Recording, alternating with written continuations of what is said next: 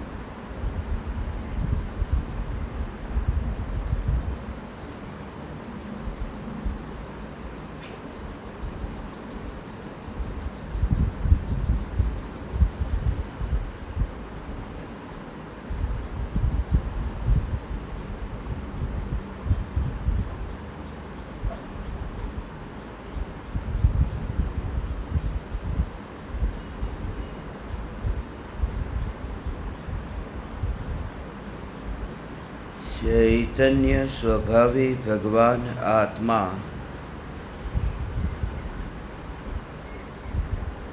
अनादि अनंत शुद्ध चैतन्य मात्र है। ज्ञान मात्र है।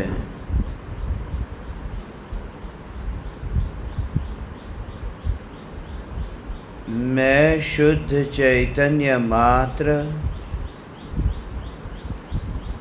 ज्ञान मात्र,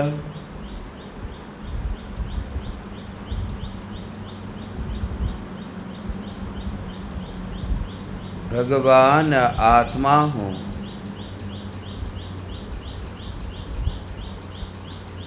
प्रति समय यह जागृति बनी रहे, इस जागृति का नाम धर्म है।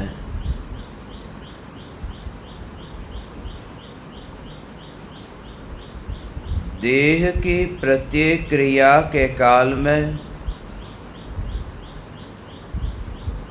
और विकल्पों के बहते प्रवाह के काल में ज्ञानी को प्रति समय यह जागृति रहती है कि मैं चैतन्य तत्व इस देह के किसी भी क्रिया में और विकल्पों के बहते प्रवाह में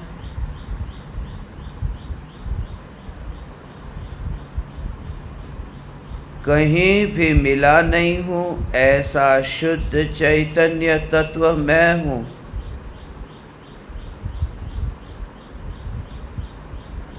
प्रति समय स्वयं की शुद्ध चैतन्य सत्ता का बोध आत्म जागृति ही धर्म है। चैतन्य तत्व की स्व संवेदन प्रत्यक्ष निर्विकल्प अनुभूति होते ही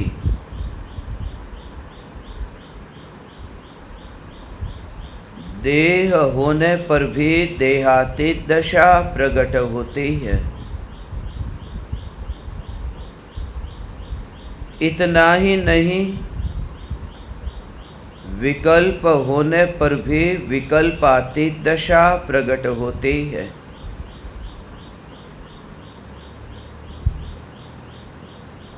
चैतन्य तत्व की निर्विकल्प अनुभूति होते ही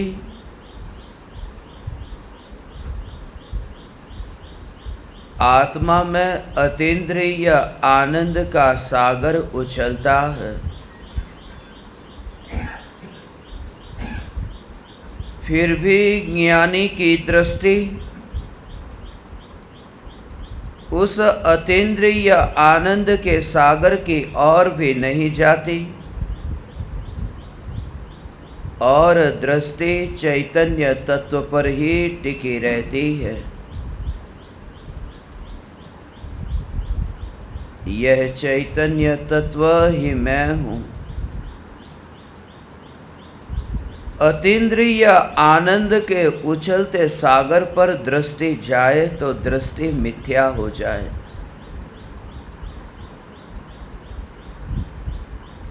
त्रिकाल ध्रुव चैतन्य परमात्मा स्वरूप के आश्रय से पर्याय में जो निराकुल शांत ऐसा जो आनंद व्यक्त होता है, उस व्यक्त होते आनंद को जानता तो है मगर उसकी और दृष्टि नहीं जाती है। उस आनंद का विरोध नहीं है, आनंद है, अपूर्व आनंद है, नहीं छूटने वाला और नहीं लूटने वाला वह आनंद है। अनंत काल तक साधी अनंत ऐसा जो भोग है, उपभोग है, यह चैतन्य का आनंद भोग है।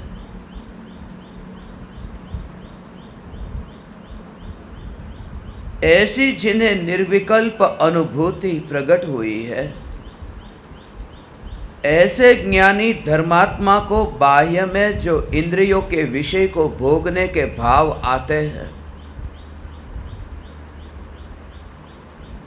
उन भोगों को भोगने के भाव के काल में भी उनके भीतर में जागृति कैसे रहती है।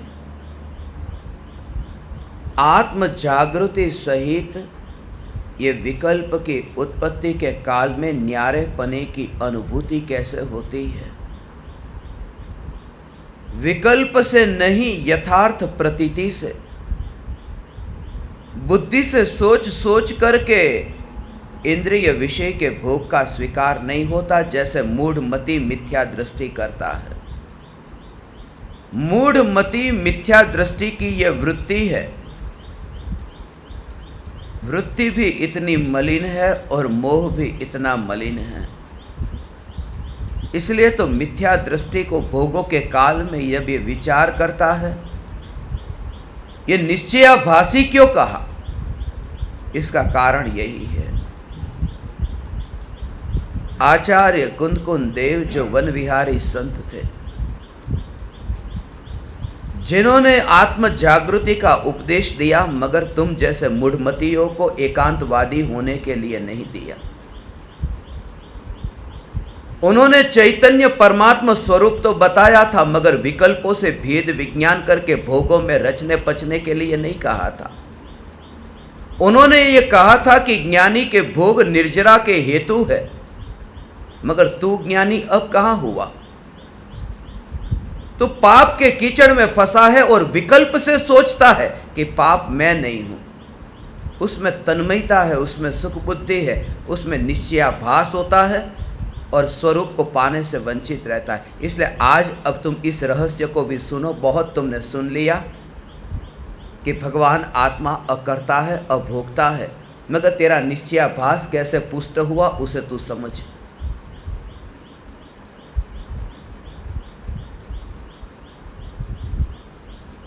ज्ञानियों ने शास्त्र में कहा, निर्जरा अधिकार पूरा आचार्य कुंदकुंद देव ने इस पर ही लिखा। विकल्प से सोचता रहा और ये मानता रहा, अंतर में अनादि की मान्यता तो थी ही। सबसे पहली बात, अनादि काल से मान्यता तो थी ही कि इंद्रिय विषय के भोग में सुख है, और उसको एक थोड़ा सहारा मिल गया कि तू चैतन्य परमात्मा है, तू भोगने वाला नहीं है, तब उसमें एक विकल्प जुड़ गया कि मैं भोगने वाला नहीं हूं। विकल्प जुड़ा है, श्रद्धा नहीं है।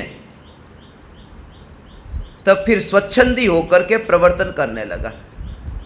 विकल्प चल रहा है, वो विकल्प में ऊपर ऊपर से बुद्धि के स्तर से हलवा पूड़ी खाता रहता है और विकल्प चलता रहता है कि सत्संग में सुना था कि चैतन्य परमात्मा अकर्ता है। भीतर का भाव अनुभव में आया नहीं है और विकल्प से ही ऐसे स्वच्छंदी हुआ है। ऐसे जीव स्वरूप को पाने से कैसे वंचित रहे हैं, उसका तुम कारण सुनो। और आज का जो अलिंग ग्रहण का बोल है, उसका भी स्वरूप तुम समझो। जिसे सम्यक दर्शन को पाना है, उसका लक्ष्य पहले तो ये नहीं होता। जिसने लॉटरी खरीदी है, आज लॉटरी उसे लगी है, 1 करोड़ रुपए उसने पाए हैं, हाथ में नहीं आए, 10 के 10 डिजिट मिल गए हैं। 10 अंक वाली लॉटरी में से 9 अंक मिले थे, नहीं माना था कि मैं करोड़पति हूं। मगर जिस समय 10वां अंक मिल गया, अब मान लिया मैं करोड़पति हूं। करोड़ रुपये हाथ में आए नहीं है, मगर मान लिया। बाहर में दिखता नहीं है कि ये करोड़पति, मगर वो करोड़पति है, श्रद्धा में करोड़पति है। मगर जिस समय उसने लॉटरी खरीदी थी, उस समय श्रद्धा का करोड़पति होने के लिए नहीं खरीदी थी, उसने असली करोड़पति होने के लिए लॉटरी खरीदी थी। उसने अच्छे कपड़े पहनने के लिए, मकान खरीदने के लिए ये लॉटरी खरीदी थी। अज्ञानी का जो विचार है बस यहाँ पर ही अटक जाता है कि ज्ञानी श्रद्धा नहीं है, उनके भोग निर्जरा के हेतु है। इसलिए शास्त्र में जो उपदेश दिया है, एक तो यह कि श्रद्धा का उपदेश पहले दे या चारित्र का, अणुव्रत का उपदेश पहले दे या महाव्रत का। दोनों व्रत है, अणुव्रत और महाव्रत। अणुव्रत नीचा है, महाव्रत ऊंचा है। 5वां गुणस्थान और 6ठा गुणस्थान है।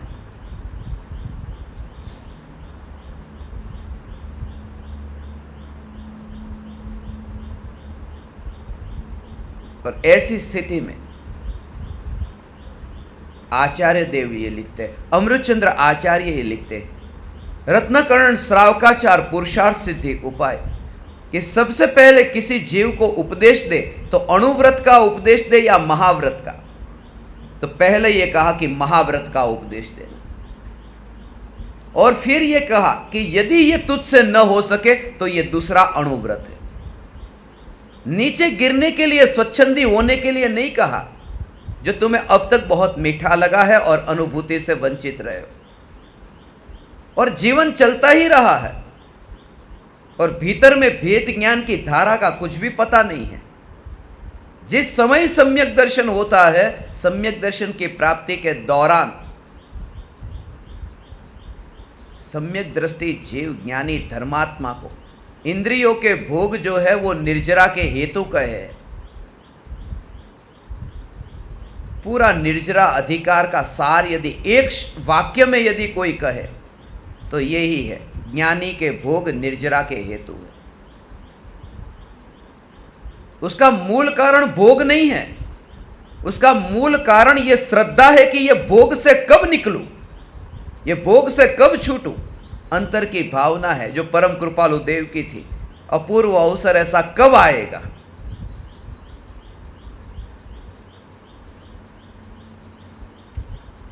अपूर्व अवसर एवो क्यारे आवशे, क्यारे थईशु बाह्यांतर निर्ग्रंथ। जो भावना भाई उन्होंने, अपूर्व अवसर एवो क्यारे आवशे। स्वच्छंदी नहीं हुए।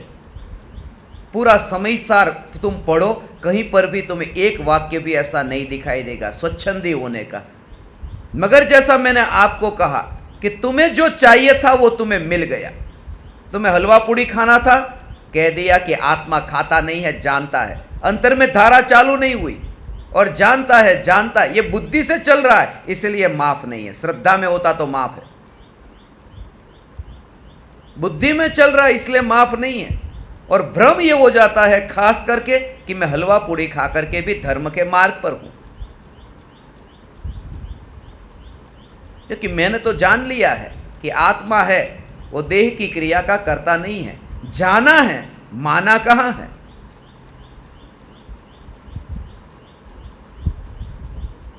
इसलिए मैं तुम्हारे लिए वो दवाई देता हूं जिस दवाई की तुम्हें खास जरूरत है।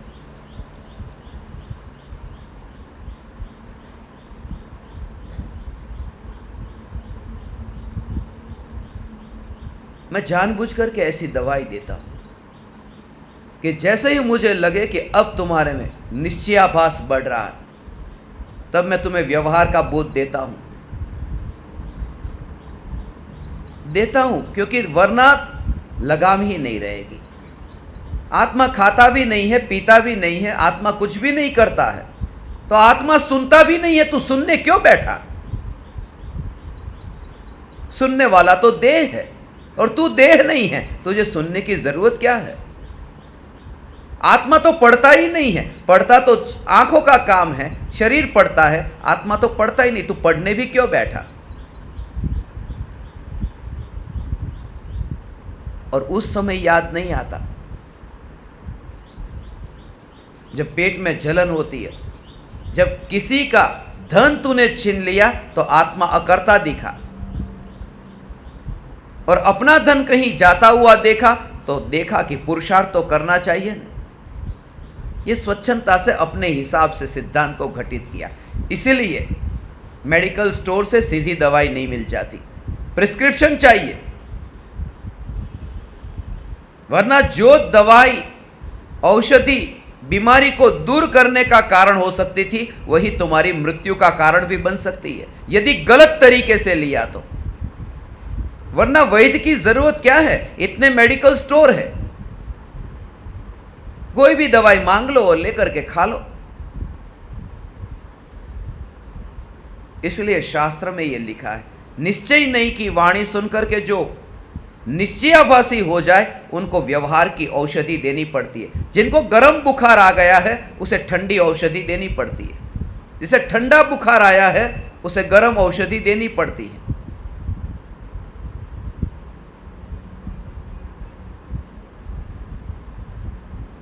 आज तुम्हारे लिए गर्म औषधि की जरूर लगी, इसलिए मैंने थोड़ी ये गर्म औषधि दी। मैं कसौटी के लिए कहता हूं। जब मैं कहता हूं कि 5 मिनट भी तुम नीचे बैठो, जितना बैठ सकते हो उतना, बाद में कुर्सी पर बैठ जाना, मगर मूड को समझ में नहीं आता, इतना सुनने के बावजूद भी फिर बैठ जाना। मैं मना करता ही नहीं हूं, और मैं इसका नहीं कहता कि तुम्हें नीचे बैठ करके मैं तुम्हारे लिए ऊंचा पद चाहता हूं। मैं तो परम कृपालु देव का शिष्य हूं, जो कृपालु देव सौभाग्य भाई के साथ में एक पाठ के ऊपर आमने सामने बैठते थे। और तुम्हें ऐसे गुरु चाहिए, जबरदस्ती मत करना कोई, वरना फिर मेरे ऊपर आएगा। पहले से खुलासा कर देता हूं। मैं ये कहता हूं कि आज 2 घंटे पहले जो तुम्हें बोध दिया, उसका यदि तुम्हारे दिमाग में थोड़ा भी तुम्हारा हृदय नहीं पिघला, ये बुद्धि में तुम्हारे पास में थोड़ी बात ना आई कि लाओ 5 मिनट में नीचे बैठो, इसका मतलब कि तुम जड़ बुद्धि हो गए। ये कसौटी के लिए कहता हूं। 5 मिनट नीचे बिठाकर मुझे क्या मिलेगा? मैं ये कहता हूं कि जो तुम सुनते हो, तुम्हारा हृदय थोड़ा पिघला कि नहीं मेरी बात को सुन करके?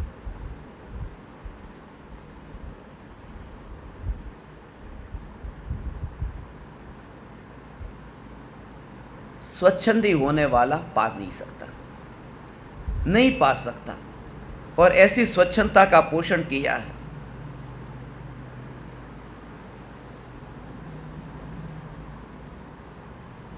पूज्य गुरुदेव श्री कांजी स्वामी के काल में गुरुदेव ने ये दोनों का बैलेंस बताया था, कहाँ किसके साथ किस प्रकार से कैसे बैठते। बेन श्री बेन को देखा कहीं ऐसे कुर्सी के ऊपर गुरुदेव के सामने बैठे हुए? मैंने तो बेन श्री बेन बैठे हैं प्रवचन में, उसकी तस्वीर देखी है। कोई भी ज्ञानी होगा वो स्वच्छंदी नहीं होगा। अरे स्वच्छंदता छूटी तभी तो ज्ञानी हुआ।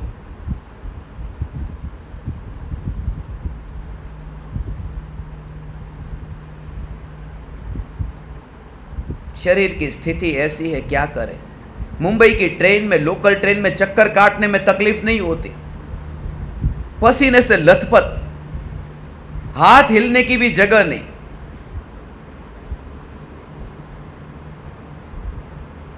कैसी हालत है। मगर वहां लगता ही नहीं है पसीना, मगर यहां पर पसीना। पंखा चालू करो, खिड़की चालू करो, ये खोलो, ये खोलो, दरवाजा खोलो। मुंबई की भीड़ वहां क्यों नहीं लगा? क्योंकि रुचि है बस। स्वच्छंदी मत होना कि जितनी फैसिलिटी मिले मैं ले लूं, उसका अंत नहीं है। आज पंखे से काम चल गया, कल एसी की जरूरत पड़ेगी। ये जब सुविधा प्रकृति दे रही है तो करो ना, उपयोग करो। उसकी लगाम नहीं रहेगी, इसलिए इसको एक सीमा रेखा में बांधना पड़ेगा। नहीं तो जीवन ऐसे ही जाएगा, पता भी नहीं चलेगा। इसलिए मैं आपको कभी स्मशान में लेके इसलिए जाता हूं। महलों में बैठ करके चैतन्य अच्छा लगता है, एक बार कांटा चुभे फिर याद करना कि ये जानने वाला मैं हूं।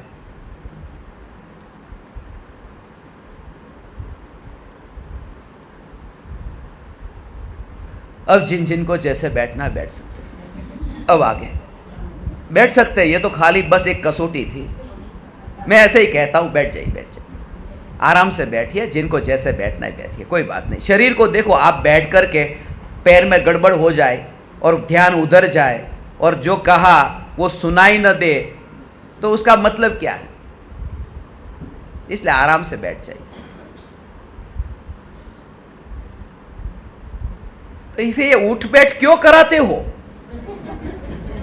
तुम्हारे महाराज साहब ने इतनी उठक बैठक कराई और कभी नहीं पूछा, और मेरी उठक बैठक में पूछने लगे। कसौटी करता हूं मैं, कभी भी नहीं चाहता हूं ऐसे, कभी भी नहीं चाहा मैंने। इसको तो पता है, हमेशा एक आसन के ऊपर ही बैठे, एक ही सोफा पर, एक ही बेड के ऊपर बैठ करके सत्संग किया है। ये दोनों लाडले, कभी विचार ही नहीं आया। और उनको तो कहता था, कल ही हमारी बात हुई थी, कह रहे हमको ऐसे फ्रेंड वाले गुरु कभी नहीं मिले, इसको फ्रेंड वाले ही चाहिए।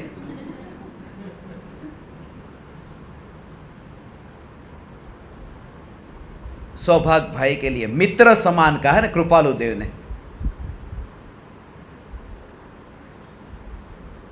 मगर अंतर में याद रखना, स्वच्छंदी मत होना। बस सिर्फ इतना, स्वच्छंदी मत होना। और स्वच्छंदी अज्ञानी होगा तब तक जब तक विकल्प से ही सोचेगा। ये स्वच्छंदता कैसे मिटे? क्योंकि सबसे ज्यादा स्वच्छंदी होने के लिए संभावना है आज का जो बोल है उसको पढ़ करके।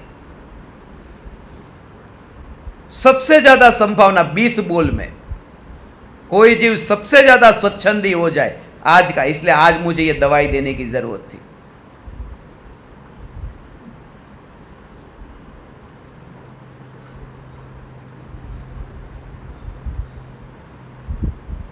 अक्सर मेरे वहाँ तो अलग उमराला में, आप जो आए होंगे उनको पता होगा, मेरा बेड ऊपर है ही नहीं, मैं नीचे लेटता हूँ जमीन के ऊपर।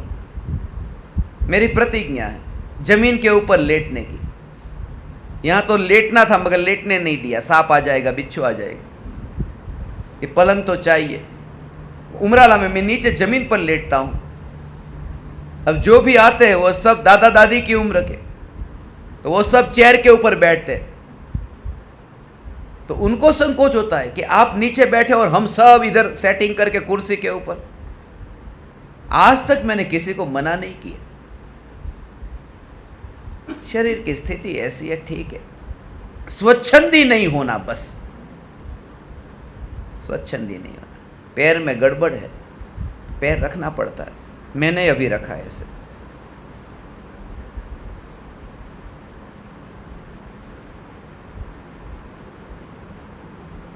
धीरे धीरे धीरे धीरे धीरे धीरे। ऐसा उपदेश कैसा अच्छा लगता है ना, व्यवहार का उपदेश, कि हवे कईक बात करी अमारी, आटला दीथी राह जोई जोईने थाक्या, કે થોડીક તો વ્યવહારની વાત કરો, એમ થોડીક तो व्यवहाરની बात करो। तुम नीचे बैठो, तुम खड़े रहो, तुम्हें जैसा बैठना हो, इसलिए सब छूट दी है तुमसे। यदि ऐसे नहीं बैठा, खड़े खड़े तुम्हारी जैसी स्थिति हो, ये दोनों छूटे। इसलिए तो मोक्ष पद्मासन में भी और खड्गासन में भी है। जैसी तुम्हारी शरीर की स्थिति, जैसे शरीर की स्थिति, बंधन नहीं है। तू खड़े खड़े बैठे बैठे जैसे तू स्वरूप में लीन हो, तू हो। एक मूल कारण यह, तो कैसे भी करके तू स्वरूप में लीन हो। आज का जो ये बोल है अलिंग ग्रहण का 12वां बोल,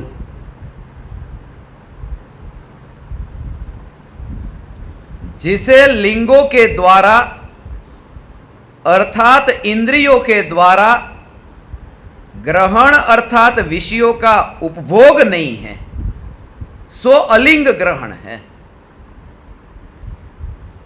इस प्रकार आत्मा विषयों का उपभोक्ता नहीं है। ओ, ऐसे अर्थ की प्राप्ति होती है। अब असली बात है ये, आत्मा इंद्रियों का जो विषय है, वो विषय लिखा ना, आत्मा विषयों का उपभोक्ता नहीं। विषय माने इंद्रियों के विषयों का। ये 5 इंद्रिय के विषयों का उपभोक्ता नहीं है। ये स्वरूप ये समझना, पर्याय में ये जो वर्तमान में मलिन है, पामर है, भोग रहा है, कर्म बंद हो रहा है, ये पर्याय में मानना, मगर ये स्वभाव आत्मा का क्या है ये जानना, ये मानना। स्वभाव, पानी का स्वभाव ठंडा है, पानी शीतल स्वाभाविकान है, मगर जब आग के संपर्क में गया और गर्म हुआ, उस समय कोई व्यक्ति, पानी का स्वभाव क्या है कि ठंडा, हाथ लगा और हाथ लगा दे तो हाथ जलेगा। ऐसा नहीं कि पानी का स्वभाव ठंडा है। पानी जब पर्याय में गर्म है, उस समय स्वभाव पानी का शीतल है, ऐसा मान करके हाथ मत लगा देना। उस समय अंदर में ये मानना कि ये गर्म उसका स्वभाव नहीं है, मगर वर्तमान में गर्म है तो सावधानी की जरूरत है, भले उसका स्वभाव शीतल हो। आत्मा का स्वभाव शुद्ध है, मगर वर्तमान पर्याय में अशुद्ध है, इसलिए वर्तमान पर्याय में अशुद्धता से सावधानी की जरूरत है। अशुद्धता के काल में मैं शुद्ध हूं, ऐसा यदि मान करके, ऐसा अनुभव करके, उसी रूप में विचार करके भोगों में ही प्रवर्ते, तो पतन होगा, जलेगा, वो इंद्रियों के विषयों की आग में जलेगा। इसलिए बैलेंस ऐसा। पानी गर्म है, ये गर्म है, ये वर्तमान की पर्याय में है, मगर गर्म के काल में भी पानी का स्वभाव शीतल है। पानी गर्म, पानी का स्वभाव शीतल है, गर्म हुआ है, उस समय भी पानी का स्वभाव शीतल है, बाद में नहीं, पहले था और अब ऐसा नहीं।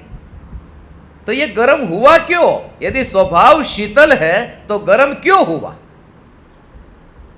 स्वभाव जब शीतल है तो भगवान आत्मा शुद्ध है, तो ये अशुद्ध हुआ क्यों?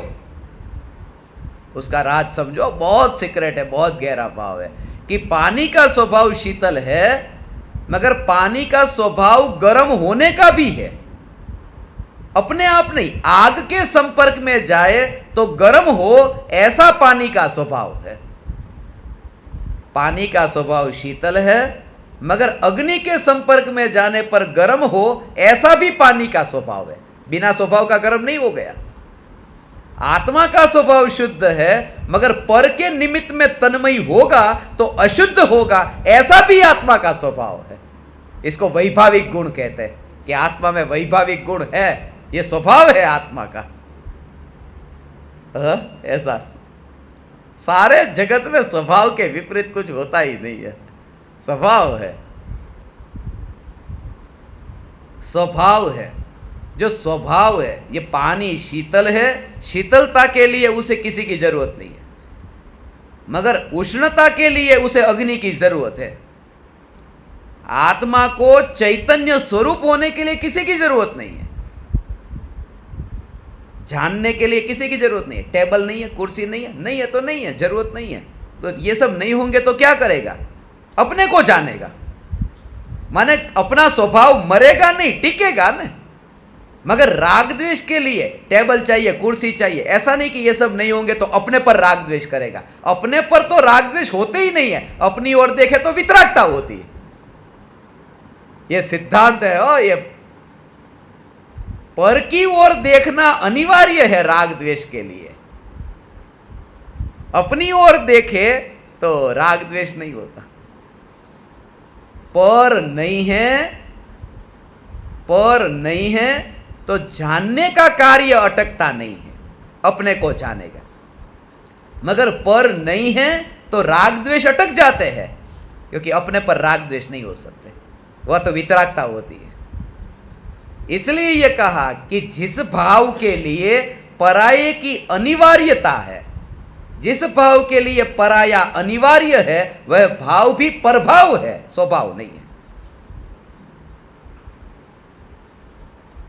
આવી વાત છે कि ये भाव प्रभाव है, ये उष्णता है, ये पानी का स्वभाव नहीं है। उष्णता पानी का स्वभाव नहीं है।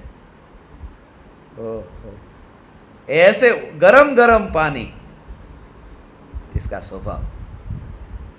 वैभाविक नाम का गुण है भगवान आत्मा में। तो सिद्ध भगवान में वैभाविक गुण नहीं है कि है? वैभाविक गुण है, मगर वैभाविक गुण की पर्याय शुद्ध रूप परिणमित हुई है। पर्याय भी है वो, कि सीधी बात है कि पानी अग्नि के निमित्त में जाएगा तो उष्ण होगा, और नहीं जाएगा तो नहीं होगा। तो सिद्ध भगवान पर के निमित्त में नहीं जाते तो विकारी भाव नहीं होते। ये वैभाविक गुण का परिणमन है, शुद्ध परिणमन। वैभाविक गुण का, जैसे क्रियावती गुण है ना, ये क्रियावती गुण। वैभाविक का मतलब विभाव विभाव विभाव ऐसा नहीं है। ऐसे ही क्रियावती गुण का मतलब चलना चलना चलना नहीं है। नहीं तो सिद्ध भगवान में क्रियावती गुण नहीं है, क्रियावती गुण है। मगर क्रियावती गुण की वर्तमान की पर्याय स्थिति रूप है। ये स्थिति है ना, ये कुर्सी ऐसी ही पड़ी है, ये क्रियावती गुण की पर्याय है। वो स्थिति, गति एक पर्याय है और स्थिति पर्याय है। खाली चलना क्रियावती से नहीं होता, चलते हुए ठहरना जो होता है वह भी क्रियावती गुण का परिणमन है। ये दोनों पर्याय है, गति की भी पर्याय और स्थिति की पर्याय। जैसे गुड़ में है ना कि स्पर्श में ठंडा गरम हल्का भारी, ये सब। ऐसे ही रस में मीठा खट्टा कड़वा। तो ये जो पर्याय है, ऐसे ही क्रियावती गुण की दो पर्याय होती है, गति की पर्याय और स्थिति की पर्याय। सिद्ध भगवान को क्रियावती गुण की पर्याय गति में से मिट गई और स्थिति रूप हुई। गति तो हुई, ऐसा हो, और 8 कर्म का नाश हो जाए, 8 कर्म तो भी गति होती है। क्योंकि 8 कर्म तो यहीं छूट गए ना, फिर भी 7 राजू की गति हुई कि नहीं? एक समय में 7 राजू पार हुए ना। ऐसा नहीं कि ऊपर लेके गए कर्म और वहां से नीचे फेंके, वो यहां पर ही छूट गए थे ना। ये रहस्य है। तो जो मुक्त आत्मा भी गति तो करता है, एक समय के लिए 7 राजू पार।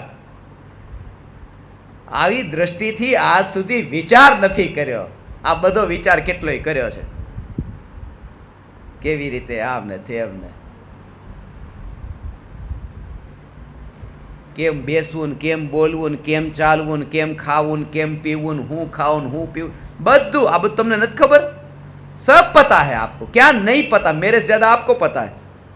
नारियल खाते कि नहीं चौमासे में, कि ना चौमासे में खाते, पर्यूषण में नहीं खाते। बादाम कि नहीं, बादाम 4 महीने नहीं खाते, मगर खोली हुई बादाम खाते हैं। नहीं खोलो तो खा सकते, पहले की खुली कि नहीं पता नहीं कितना, मैं तो पता ही नहीं है सब, तुम ज्यादा जानते हो। तो मैं यहां ये सिखाने नहीं आया कैसे बैठना उठना खाना पीना चलना। मैं तो ये कहने आया हूं कि बैठना उठना खाना पीना चलना, इस क्रिया के काल में आत्म जागृति कैसे हो, चैतन्य की जागृति। बस इतना एक बाकी बचा था, बाकी सब आपके पास रेडी था, सब था, एक ये ही नहीं था। शून्य बहुत थे, एक की जरूरत थी। यही तो सब कुछ है। મીંડા મૂક્યા આમ કરી કરી, આમ મીંડા મૂકે, કેટલાય લોકો આમ કરીને 1 2 એના મીંડા મૂકે ને, તમે આમ સામાયિક કરે ને એમ મીંડા મૂકે, 1 2 3 એમ મીંડા મૂકે, એવી રીતે કેટલાય આમ લખે, એવી રીતે જય जिनेंद्र जय जय, पूरी किताब की किताब भर देते। इतनी किताब भर दी। एक भाई साहब 200 किताब लिख करके रखी, राम राम राम राम राम राम राम। उनको कहा ये बच्चों को देते स्कूल में पढ़ने के लिए, उनके उपयोग में आ जाती, और पढ़ी है ऐसे ही। वो बच्चे बेचारे चिल्ला चिल्ला कर पिताजी से कहते, पिताजी पैसे दो, हमारी टीचर ने बोला नोटबुक लेके आना। यहाँ नोटबुक में राम राम लिखता है, बच्चा इंतजार करता है।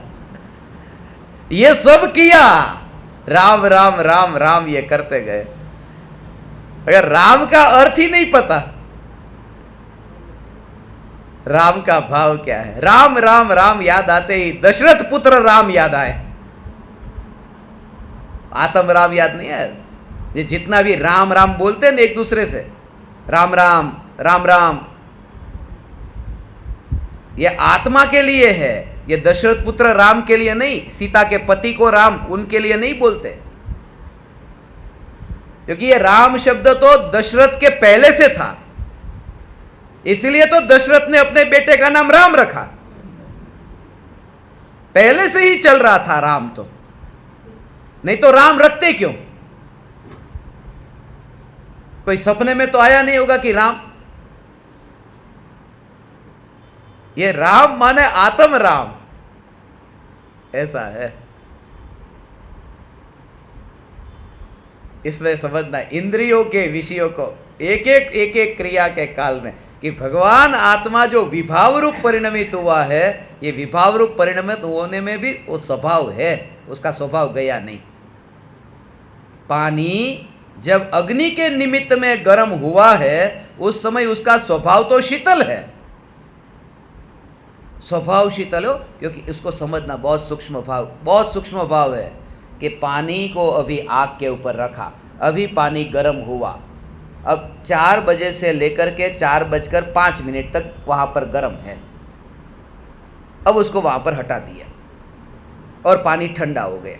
तो जो ठंडा हो गया 4:05 पर ठंडा होना चालू हो गया, तो 4:05 पर उसमें ठंडा होने का स्वभाव नहीं आया। स्वभाव तो तब भी 5 मिनट था ही, स्वभाव नया थोड़ी आया है 4-5 पर, वो तो पर्याय में ठंडा हो रहा है। स्वभाव तो उस समय भी था जब गर्म था।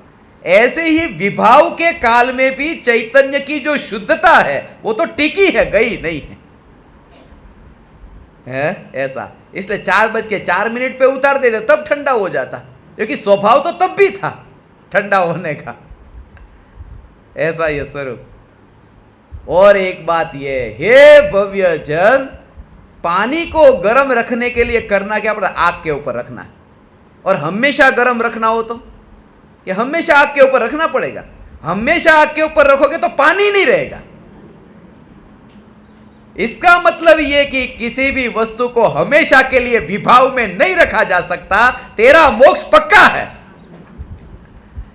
तो अनंत काल के लिए भटकने के लिए नहीं है। बस ऐसा ये चैतन्य चैतन्य चैतन्य परमात्मा, ऐसा ये चैतन्य, ऐसा ये चैतन्य, ऐसा ये चैतन्य चैतन्य चैतन्य। अंतर में ऐसा भाव, अंतर में ग्रहण हो, संपूर्ण चेतना अंतर में शुद्ध, ऐसी शुद्ध चेतना ऐसी अंतर में अनुभव में आए। बोलना नहीं, वाणी नहीं, ये सब बाहर। एक और ऐसा पड़ा हुआ और अंतर में ये शुद्ध स्वभाव, पानी को छुए बिना ही वो समझता है कि पानी का स्वभाव ठंडा है। ऐसा पानी का स्वभाव ठंडा है। शरीर से तप करने की जरूरत क्या है?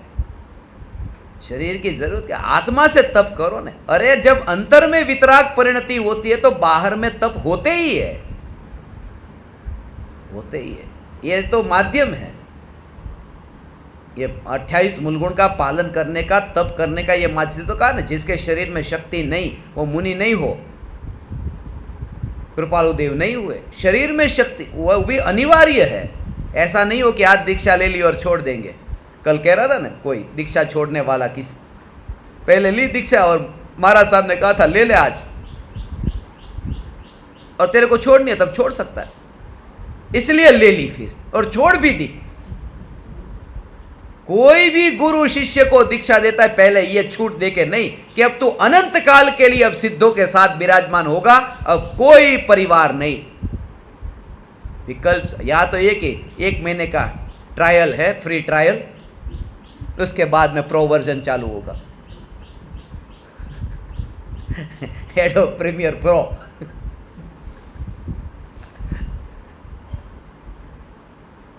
मगर दीक्षा ले ले ले ले, ले ऐसे दीक्षा नहीं दी जाती, मगर प्रतिज्ञा है। 55 दीक्षा हो गई, 108 तो देनी ही देनी है। ऐसे नहीं होती दीक्षा, ऐसे थोड़ी होती दीक्षा। ऐसे यदि देनी हो ना, मैंने तो अभी ली नहीं है, मगर इनमें से 2-4 को छोड़कर सब लेने को तैयार है। आज यदि मैं दीक्षा लूं तो 142 में 100 आज छोड़ने को तैयार है।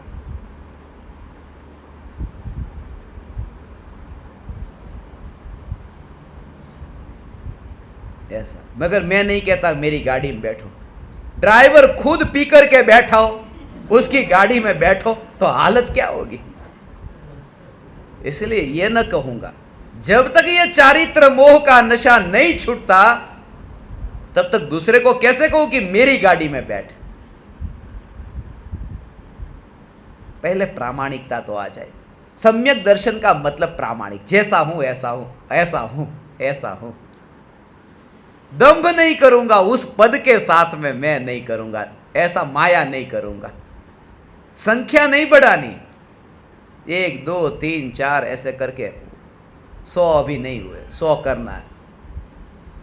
ऐसे ही बस अभी बस 55 नोट हुई, एक बंडल पूरा नहीं हुआ। पहले रुपये की गिनती होती थी, अब शिष्यों की गिनती। बात तो गिनती की ही है, गणित में ही फंसा है, अगणित में नहीं आया। चैतन्य परमात्मा का मार्ग ये ऐसा है, भगवान इंद्रियों के विषयों को भोगने में सुख नहीं मानता, हमेशा भावना भाता है। कृपालु देव की भावना कैसी थी, ऐसा कि ये ऐसा हो कि 2 घंटे के लिए भी भूखा नहीं रहना। 2 घंटे, हर 2-2 घंटे में डॉक्टर ने कहा खाने के लिए, नहीं खाओ तो बॉडी अभी गिर जाएगा, सीधा ही चला जाऊंगा। अब मुनि होकर के दिन में 1 बार आहार लेना, पता है इस शरीर का क्या होने वाला है, इसलिए वो खुद जानता है कि ये शरीर की हालत क्या है। जो खाता है उसमें उसका अंदर में पता है कि कैसे खा रहा है। इसलिए ज्ञानी का आहार भी दवाई की तरह होता है, दवाई की तरह हो। आहार लेते तो दवाई की तरह, दवाई जब तुम लेते हो तब तुम विचार करते हो नमक कितना, मिर्ची कितनी, कैसा टेस्ट, जल्दी से जल्दी उतारो। अटक जाए तो ऐसा लगे कि अरे जल्दी उतारो दवाई को। और खाना जीभ पर घुमाते, कभी तुमने मेटासिन पैरासीटामोल लेकर घुमाया थोड़ा, थोड़ा चबाया, जैसे रसगुल्ले को चबाया ऐसे। ठीक है, अब रसगुल्ले को चबाना पड़ता है, फिर वो मेरे ऊपर सब मत डालना। खाने को तो चबाते हैं, बार बार चबाते हैं, बिल्कुल चूरा करते हैं। खाना पीना होता है, और पीने को खाने की तरह, खाने को पीने की तरह।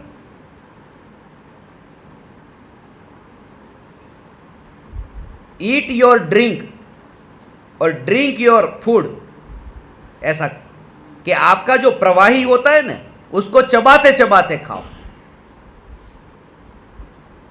और आपका जो सॉलिड है उसे पानी की तरह पी जाओ। मगर पियोगे कब, जब चबाओगे तब न। ऐसा प्रवाही को तुम घन की तरह, रोटी को जैसे चबाते हो, ऐसे ही ये जूस को भी चबाते चबाते चबाते फिर तुम उसे खाओ, चबाते चबाते खाओ। मुनि भी ऐसे खाते हैं। मुनि खाते हो पूरी तरह से चबा चबाते, बिल्कुल चूरा। क्यों? क्योंकि यहां जो काम हो गया जितना सरल वो नहीं हुआ, तो यहां जाकर के उसको आत को वो काम करना पड़ेगा। पहले डिपार्टमेंट में काम ठीक नहीं हुआ, वो माल जब उधर गया तो ज्यादा और मेहनत करनी पड़ेगी, और वहां पर ऐसे दांत नहीं है, वहां तो और तकलीफ होगी, और वो जो तकलीफ होगी वो साधना में बाधक बने, उससे पहले यहां चबा ले। मुनि का आहार वो रस लेने के लिए नहीं, अज्ञानी जैसे घुमा घुमा करके रस लेने के, ऐसा नहीं है कि चलो रोटी गई सीधी निकाल दो अंदर, ऐसा नहीं होता। એટલે તો અહીંયા तो 32 कोड़ियानो आहार मुनि ने 32 कौर का आहार होता है, ज्यादा से ज्यादा हो वो भी। यहाँ 32 कौर का आहार कहाँ, 64 तो आइटम बनती। अभी एक एक का जोड़ा बना बना के खाओ। उसमें भी गिनती में भी हमने इतनी माया की, ऐसी माया की गिनती करने में भी। एक वस्तु दो, मेरे को आज एक ही वस्तु का नियम है, तो दाल चावल मिक्स कर दिए, ये एक हो गया। एक ही वस्तु का नियम है, सब्जी में रोटी मिक्स कर दी, एक का ही नियम है। ऐसे न जाने कितने कितने ऐसे ही नियम। पर्यूषण में हरी मिर्ची नहीं खाते, रस छोड़ो ने, तीखे का रस छोड़ो, मगर रस नहीं छूटा, उसके बदले में मरी डाल दिए ढेर सारे, तीखा तो आ गया बस। जो भी रस चाहिए उसमें हर एक में एक एक करते करते, तीखे के लिए क्या डालते, मरी डालते ना, तज मरी, ये आइमबिल करने वाले। मैंने आपको एक बार दृष्टांत दिया था, मालूम है कि मैं जिंदगी में एक बार आइमबिल किया है, पहला और आखिरी। मुंबई में गया था एक भाई साहब के साथ में, उन्होंने कहा कि परोसने के लिए आते, अब कितनी आइटम। उस समय भी मैंने देखी 40 जितनी तो उस समय थी, बिना रस का भोजन। अब इतनी वस्तु आ रही थी, तो मैंने कुछ और वस्तु से चालू किया। उन्होंने कहा कि नहीं, ये कड़ू करिया तू थी चालू करो। मैं केम के कड़ू करिया तू, कड़वा कड़वा पहले पी लो, उसके बाद में जो आएगा वो अच्छा लगता है। नहीं नहीं, पेट के लिए भी अच्छा है कड़ू करिया तो, मगर मरी वाला ये डोसा बनाए, इडली बनाई, इतनी चीज बनाई। वो तो पहली बार गया, आखिरी बार वो लेके गए थे मुझे मुंबई में। कौन लेकर गए थे मालूम है? ये मेरे सामने जो बैठे ने, ये मेरे को लेके गए थे। कि एक बार आप आ जाओ, चलो एक बार करो आइमबिल। वहां पता चला भगवान, मगर अनुभव जीवन का हुआ। इनसे बहुत अनुभव हुए मुझे। इनकी बात है ना, अभी तो मैंने आपको बताई नहीं। इनके साथ में रह करके बहुत कुछ जानने को मिला, सीखने को मिला। मैं तो विद्यार्थियों को पढ़ाता था ना, वहां पर भी सीखता था। उनको पता भी नहीं चलता मैंने उनसे क्या क्या सीख लिया है। मैंने बहुत सीखा इनसे कि ऐसा करने का नाम आइमबिल नहीं है। आइमबिल नहीं है। वस्तु का रस छोड़ करके खाना, ये खाना वो। जीभ में रस तो आता है ना, वो रस यहां तो ये कि चैतन्य तत्व की आराधना में वो त्रिकाल ध्रुव, ऐसी निर्मल चैतन्य ऐसी अमृत, उसका जब पर्याय में अंतर में ऐसा वेदन होता है, उस ज्ञान का ऐसा वेदन होता है, उस वेदन में जो व्यस्त है, ऐसे मुनिराज की जीभ पर ये पकवान आए मगर विकल्प न आया और ज्ञान की धारा का रस छूटा नहीं। उस समय व्यवहार से कहा कि मुनि ने आइमबिल किया, वो आइमबिल किया, छोड़ा कुछ भी नहीं, आइमबिल हो गया, आइमबिल हो गया। भावलिंगी मुनि का आहार, हाँ? यहाँ बनाएंगे, अपन एक काम करेंगे, मैं है ना यहाँ पर जो जो भी वस्तु चाहिए ना, उमराला में जैसे मैं बनाता हूँ ना आपके लिए, डोसा बनाता हूँ, पनीर टिक्का बनाता हूँ, वेज कोल्हापुरी बनाता हूँ, दाल मखनी बनाता हूँ, सब, मगर वो जलसा के लिए बनाया था, पार्टी के लिए बहुत बनाया। अपनी रेसिपी है यूट्यूब के ऊपर, मैं बना रहा हूँ, सिखा रहा हूँ क्या क्या डालना है यूट्यूब पर, फूलचंद शास्त्री चैनल पर। लाइक करें, शेयर करें, सब्सक्राइब करें।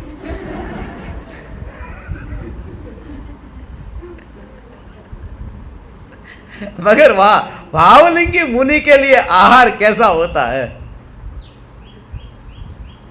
एक दिन ऐसा करेंगे, एक दिन का आयोजन करेंगे ऐसा कि अपन सब जाएंगे और मैं आपको एक एक चीज, और यहां हो पाएगा क्योंकि यहां पानी की शुद्धि, आहार की शुद्धि, किस तरह से वहां पर अनाज को लाते हैं, धोते हैं, गेहूं को भी ला करके गेहूं को धोना, आटा पीसने से पहले क्या करना, कैसे आटा, उसको आटा पीसने से पहले गेहूं को धोने की विधि क्या है, पानी कैसा होता है, गेहूं कैसे होते हैं, कहां से लाते हैं, कौन सी थैली होती है, कैसा पात्र होता है, ये एक एक चीज मैं आपको बताऊंगा। नहीं पता ऐसा नहीं, ये तो बोलता हूं आपको नहीं पता।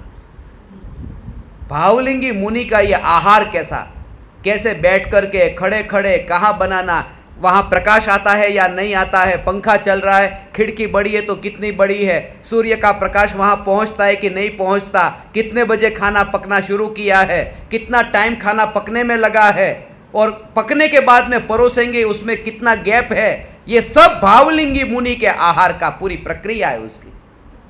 और तुम नहीं सीखोगे तो मेरे को रोटी कौन देगा?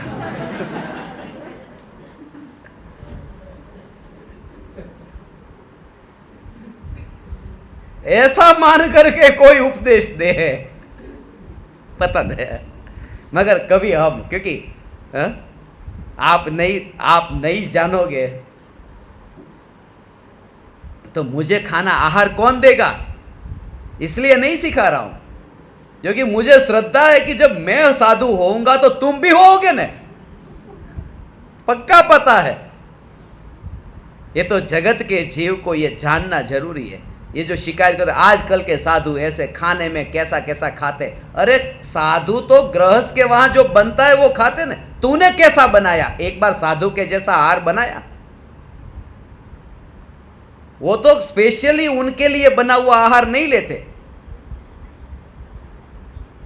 उद्दिष्ट त्याग प्रतिमा है ना, इसका मतलब कि तेरे घर पे जो तेरे लिए बनता है वो ही खाते हैं, मगर तेरे लिए तो तू नहीं खाने जैसा खाता है, तो मुनि को आहार मिले कैसे? आहार की विधि एक एक एक करके एक दिन ऐसा रखते हैं। मैं कहूंगा आपको, पक्का एक दिन रखेंगे। आप सब कभी जिंदगी में आपको ये पता नहीं होगा, रोज गए होंगे किचन में, पतेली तपेली बधी उपाड़ी છે, ચમચા આન તેન કડછાન બડછાન, પણ एक एक વસ્તુના અંદર કેવી રીતે ત્યાં એવી રીતે कैसे भोजन पकाते हैं, तब किचन के अंदर बर्तन को कैसे साफ करना, पानी से धोना, कैसे धोना, वहां पर जहां चूल्हा है वो चूल्हे को कैसे साफ करना, लकड़ी से यदि जलाया गया, लकड़ी पहले तो जब चूल्हे थे ना वहां पर, तो लकड़ी को अंदर डालने से पहले लकड़ी को कैसे झटकना कि उसमें कोई जीव जंतु छोटे हो कि जलने में मरे नहीं, कैसे ध्यान रखना, कितने छोटे टुकड़े करना, ये सब निश्चयाभासी मत होना, ये सब करते हुए उसमें भेद ज्ञान करना कि इसमें ज्ञान स्वभावी चैतन्य क्रिया में नहीं है। ये बैलेंस हुआ, निश्चय व्यवहार का बैलेंस हुआ। भगवान हाँ?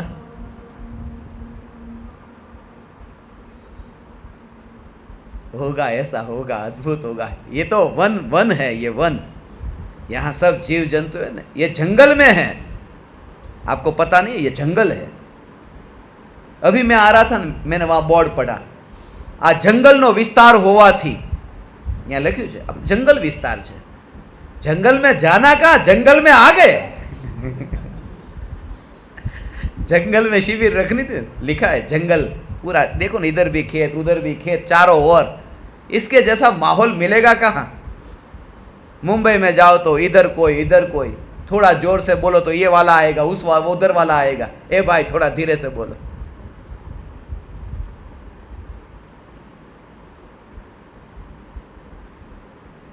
ये तो धन्य हो गए ये शिविर ऐसी भगवान, और उसमें भी मुनिराज के 22 परिषद। ये तो जीवों की हिंसा के लिए हो, खाली काटने के लिए मच्छर का होता नहीं है, कोई नेट वगैरह कुछ लगाने की जरूरत नहीं। वो तो रात को जीव मरते हैं, खाली मच्छर काटने का होता तो ऐसे ही बिठा देता।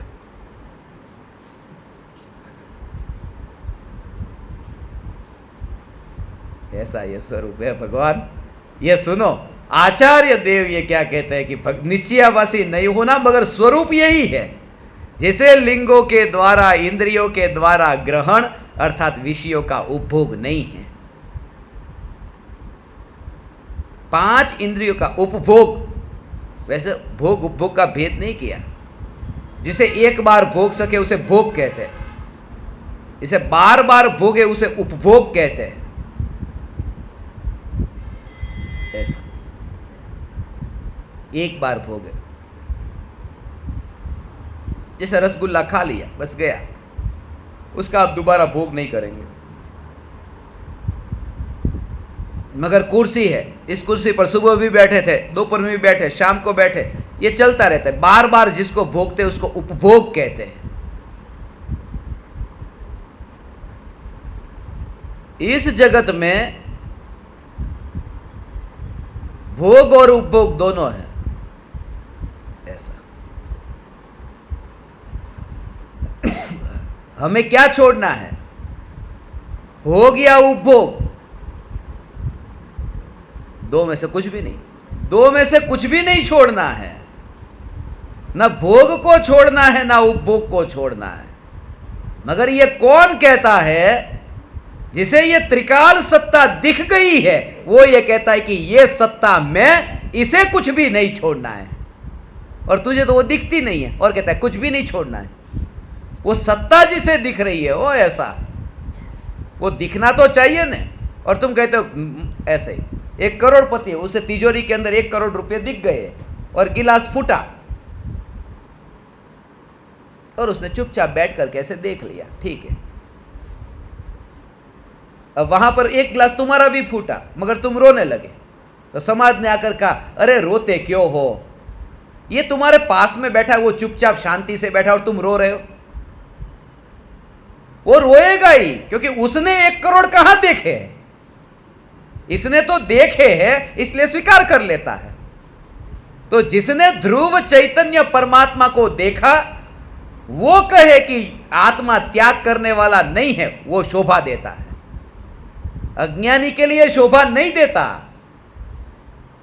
उसे पांडित्य कहते हैं, उसे समझ नहीं कहते हैं। ये पंडित बन गया कि आत्मा खाता नहीं पीता नहीं। तू जब, इसलिए तो उपदेश का अधिकार सम्यक दृष्टि को कहा। पहला अधिकार तो मुनि को, मेरे को भी नहीं, मुनि को। क्योंकि मैं कहूंगा कुएं से छान करके पानी पीना, ऐसा पानी पीना, ऐसा पानी पीना, उसको छानने की विधि ऐसी, बाल्टी ऐसी होनी चाहिए, कुएं का जो मुख है वो कितना छोटा होना चाहिए, बाल्टी अंदर जाएगी तो बाल्टी के नीचे भी एक कड़ा होगा, रस्सी अंदर जाएगी, जब उसमें से वहाँ से पानी निकालेंगे ऐसा कपड़ा होगा, सूर्य की जो किरण है वो किरण आर पार न हो, ऐसा कपड़ा रखेंगे, इतना मोटा कपड़ा, और उस कपड़े से पानी को छाना, फिर उल्टा किया, फिर उस पानी को फिर बाल्टी में डाला और ऊपर से नहीं फेंका, बाल्टी को कुएं तक नीचे तक लेके गए, फिर नीचे के भाग में जो कड़ा था वहाँ वो जो रस्सी बंधी थी उसको ऊंचा किया, फिर पानी अंदर गया, ऐसे करके सावधानी पूर्वक। ये अधिकार मुझे नहीं है क्योंकि मैं तो बिस्लेरी का पीता हूं। इसलिए असली अधिकार तो मुनिराज को है, ये उपदेश का अधिकार। मगर मुनिराज ने जो उपदेश दिया है ये तो मैं कह सकता हूं ना आपको कि देखो मुनि ने ये लिखा, मैं नहीं कह रहा हूं, मैं सिर्फ पोस्टमैन तो बन सकता हूं ना।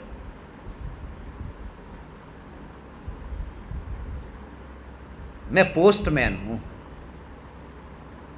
ऐसा एक एक बात, इसलिए क्या हुआ है कि पूज्य गुरुदेव श्री कांजी स्वामी की वाणी जब ऐसी तरह से लोग सुनते हैं तब लगता है कि ये निश्चय वाली बात ही करते हैं। उनके जीवन में ऐसा है ही नहीं। गुरुदेव ने जो कहा उसमें गुरुदेव का आचरण करने का गुरुदेव ने कहीं मना नहीं किया था। जीवन भर ब्रह्मचर्य का पालन किया, जीवन भर। मगर ब्रह्मचर्य की घोषणा नहीं की, मैं ब्रह्मचारी कांजी स्वामी। पालन किया, ब्रह्मचर्य का व्रत था, मगर व्रत वाला माना नहीं कि अणुव्रत महाव्रत कहां लिए अभी मैंने। स्वीकार किया, ये पूरे जीवन भर स्त्री से दूर रहे और ये स्वीकार भी किया ब्रह्मचर्य का पालन। थोड़े दिन पहले एक बहन जी, उनके पति की डेथ हो गई और ब्रह्मचर्य का व्रत लेना है। ये बोल रहा है, इसको पता है ब्रह्मचर्य का व्रत दे दो।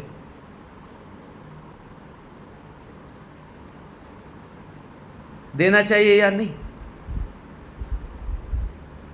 हाँ, जागे तब से सवेरा, क्योंकि आज के जमाने में दूसरी कर ले क्या पता।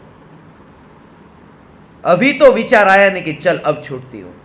यहां तो कोई हीन नहीं है, तू जागा तब से सवेरा, चल। निंदा वाली बात ही नहीं, तू क्या ऐसा, निंदा वाली बात नहीं। हमेशा ऐसा, हमेशा सम्यक दृष्टि ज्ञानी शब्द का अर्थ निकाल करके उसके भाव को समझ लेता है, निंदा करने नहीं जाता। वो उसके निंदा करने नहीं जाता। अभी हमें चलता चलता आ रहा था तो ये बोल रहा था, गुरुजी अमारो अंतरनाद अमने आपो आशीर्वाद। गुरुजी अमारो अंतरनाद ने भव अटवी मां देजो साथ, भव अटवी मां देजो साथ। गुरुजी अमारो अंतरनाद भव अटवी मां देजो साथ। संसार के जंगल में मेरा साथ देना, संसार के जंगल में मेरा साथ देना। मगर ऐसा जो कहे मैं उनकी निंदा करके हंसी न करूंगा, मैं भाव समझ लूंगा। उन्होंने ये कहा कि संसार रूपी जंगल में जो मैं भटक रहा हूं उसमें आपकी दिव्य ध्वनि सदा मेरे साथ में रहे, मैं जागृत रहूं, आपके द्वारा बताया मोक्ष का मार्ग मेरे पास में रहे और मैं उस मार्ग से ही यात्रा करके पार हो जाऊं। बस मैं शब्दों का अर्थ निकाल लूं और टाइम ही नहीं है निंदा करने का। और उस समय तुम्हें इतना आनंद आएगा, इतना आनंद आएगा। पहले जो था वो आनंद नहीं था, वो मजा थी, वो मुफ्त की मजा थी। और ये पुरुषार्थ का आनंद होगा। कैसा भी कैसा, इसलिए ज्ञानी के हाथ में जहर आ जाए तो अमृत हो जाता है, अज्ञानी के पास में अमृत जहर हो जाता है। कोई भी वचन लाओ उसका अर्थ निकाल लो। भव अटवी में मेरा साथ देना, ये भक्ति की भाषा है। मुझे कौन निकालेगा बाहर? मुझे बाहर तो निकलना है। मैं स्वच्छंदी नहीं हूं, मैं नगूरा नहीं हूं कि आपकी जरूरत ही नहीं है, जाओ। कम से कम इतना तो कहता हूं, आपका साथ मुझे चाहिए। हमेशा पॉजिटिव विचार करके मैं करूं ना तो अंदर से मेरे परिणाम शांत हो जाते हैं। उनका जो हो, जिन्होंने लिखा, जिन्होंने बोला, नहीं तो हालत खराब हो जाए, टेंशन आ जाए। बाइबल पढ़ो, कुरान पढ़ो, मैं जब ये पढ़ता तो कैसी हालत हो जाए।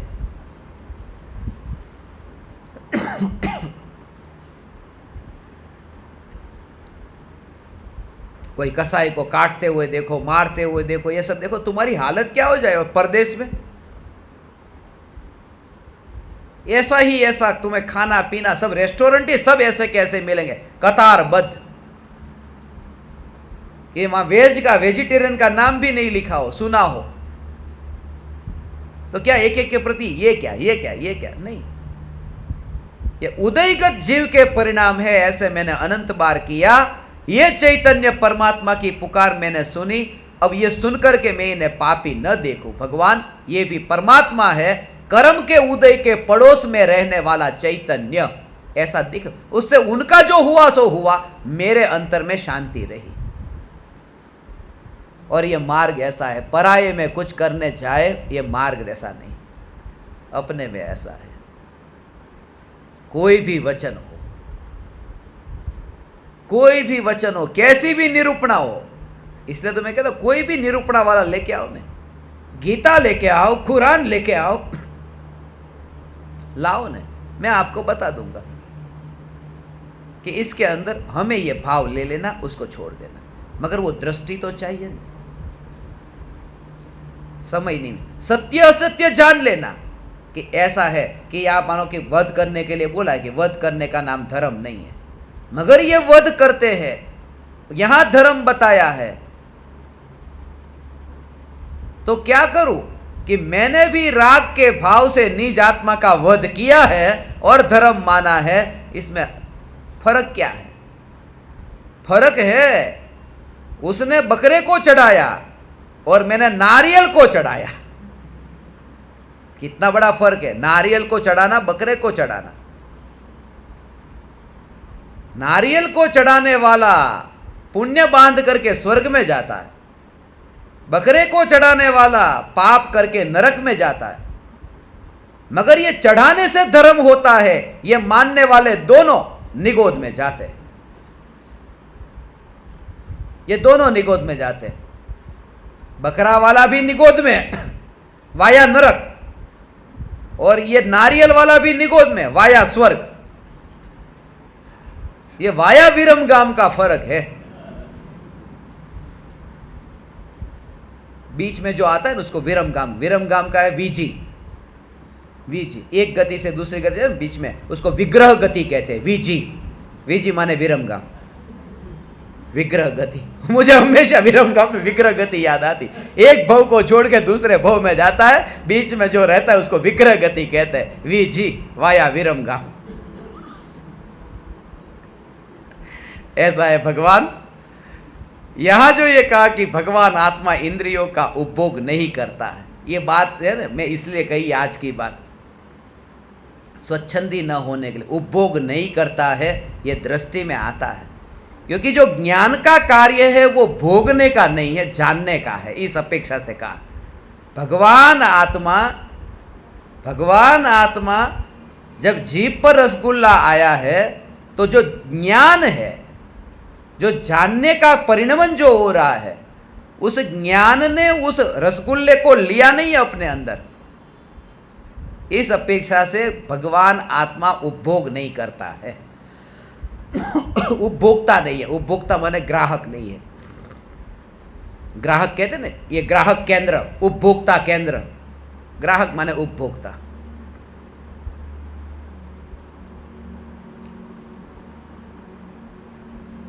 स्पर्शनेन्द्रिय और रसनेन्द्रिय, इनका जो विषय है,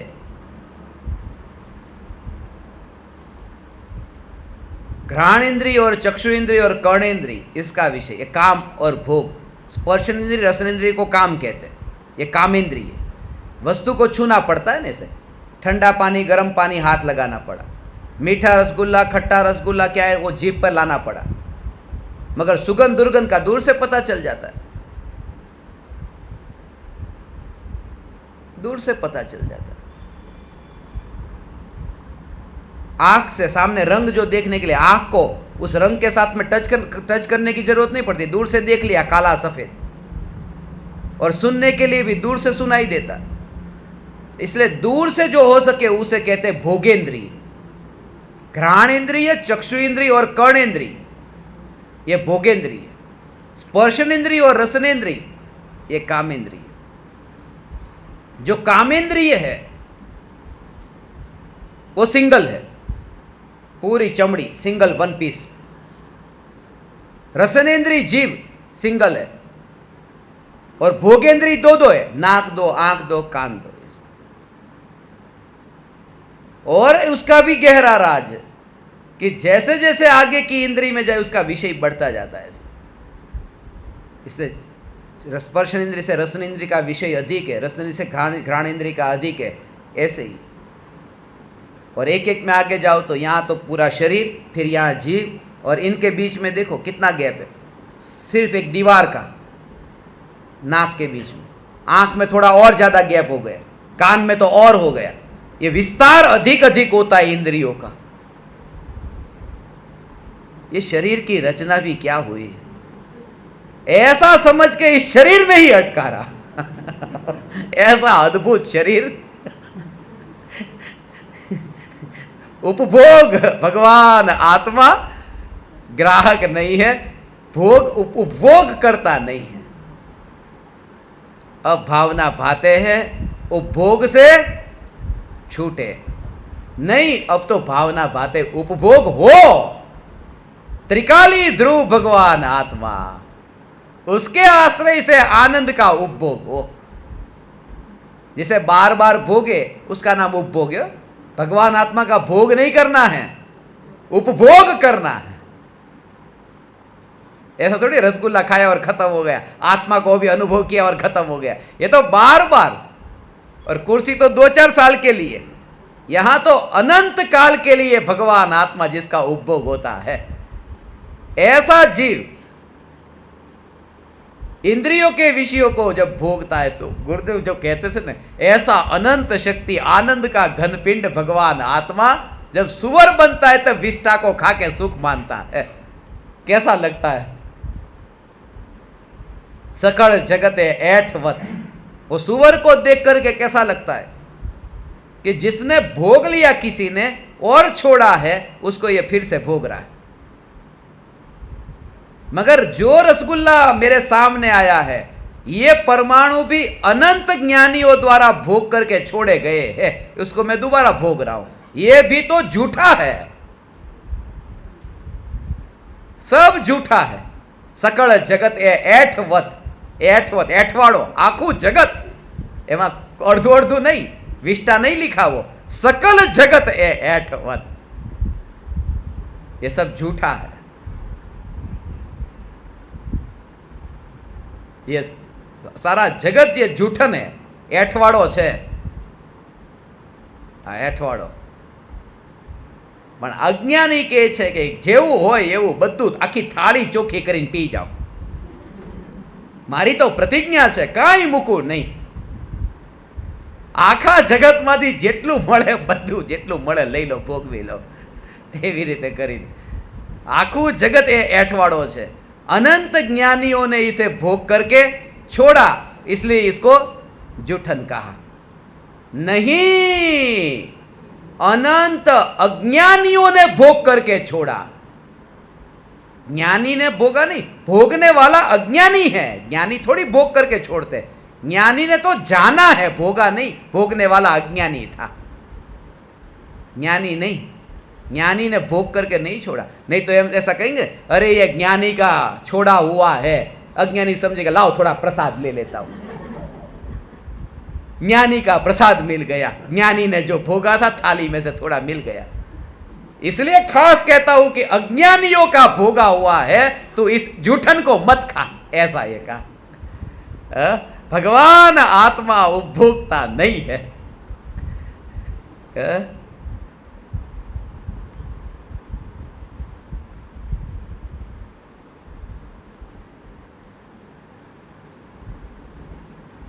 जिसे लिंगों के द्वारा अर्थात इंद्रियों के द्वारा ग्रहण अर्थात विषयों का उपभोग नहीं है। कोई भी उपभोग भगवान आत्मा के अंदर आता ही नहीं है, सामने से नहीं आता। तुम इंद्रियों के रस से, विकल्प से उसकी ओर भागते हो, वरना पता भी नहीं चले। आज सुबह ही कोई कह रहा था नहीं, कोई जिनको वो उपवास है कि बेचना है कि क्या है, कि मुंह में थोड़ी बदबू आती, ब्रश नहीं करते ना, बदबू आती। तो ये बोल रहा था कि आप ब्रश नहीं करते, ब्रश करो ना, बदबू आती है ना, ऐसे ब्रश करना चाहिए। तेरे को बदबू आती, उन्होंने तेरे को आमंत्रण दिया उनके पास में जा, तू दूर रहना, तेरे को प्रॉब्लम है ना। कल तू मुनि को भी कहेगा नालो ने, मेरे को बदबू आ रही है। आखा गाम ने कंट्रोल में न रखाय, पोताने कंट्रोल में रखाय। मेरे को ठीक नहीं लगा, समय कम था, इसलिए सोचा कि अधूरा उधर पूरा करूंगा। अभी 1 घंटे पहले आप ब्रश नहीं करते ना? नहीं करता, मैं तो नहीं करता। उत्तरायण के दिन किया था, मकर संक्रांति के दिन, हर साल उत्तरायण के दिन करता हूं।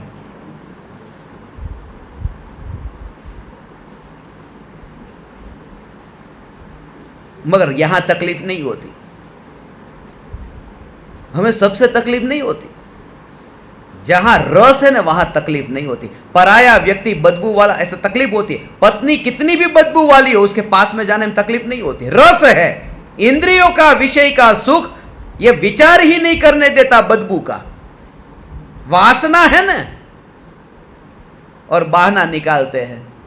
आखा गांव ने चोखो थवू पड़े कारण के मारे साधना करवी, मारे विकल्प न थाय, मेरे को विकल्प न हो, इससे सारी दुनिया को नहाना धोना ब्रश करना जरूरी है, मेरे को विकल्प नहीं हो। ऐसा नहीं, कोई भी इंद्रियों के विषय ये नहीं कहते तू मुझे जान, ये अपना ही विकल्प और राग जाता है वहां पर, अपना विकल्प और राग जाता है। वो ज्ञान नहीं, ज्ञान तो अपने में ही रहता है।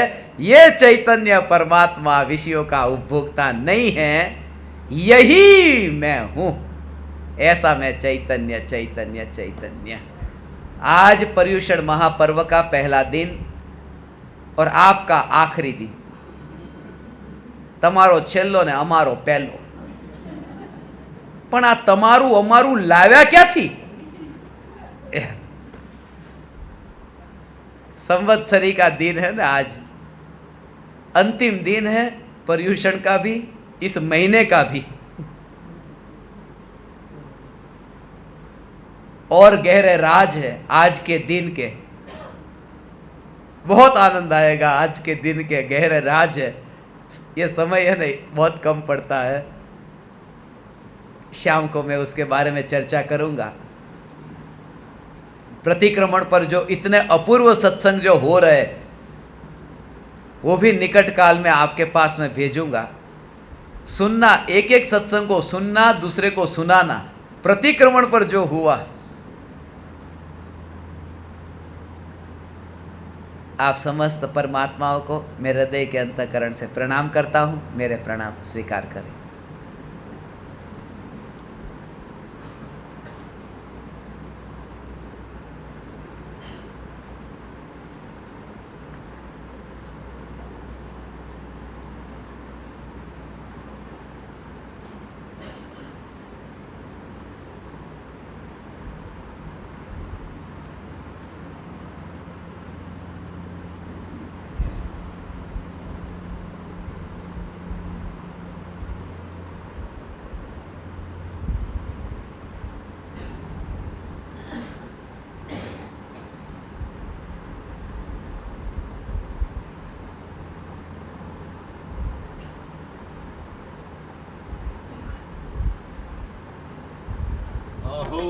अहो श्री सद्गुरु करुणा सिंधु अपार, इस पामर पर प्रभु किया अहो अहो उपकार, अहो अहो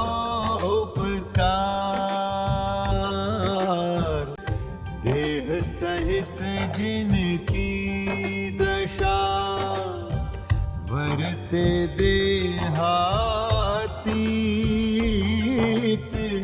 उन